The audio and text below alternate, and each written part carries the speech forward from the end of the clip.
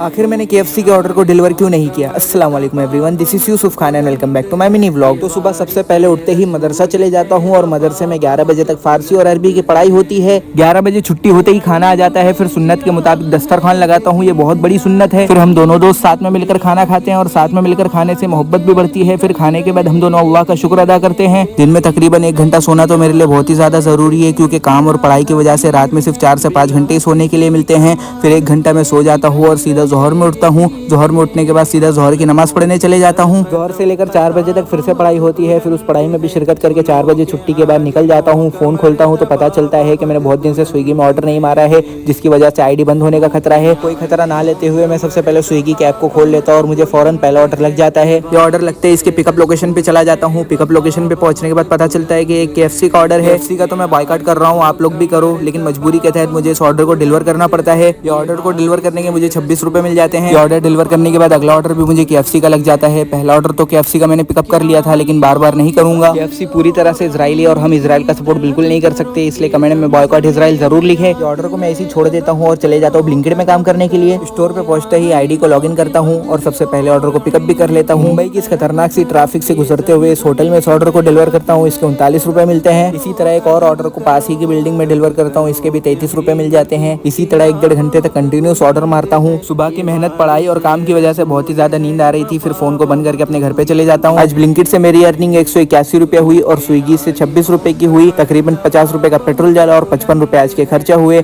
मदरसा पढ़ने के बावजूद सारे खर्चे निकालने के बाद भी आज अल्हम्दुलिल्लाह मेरे 102 रुपए बच गए।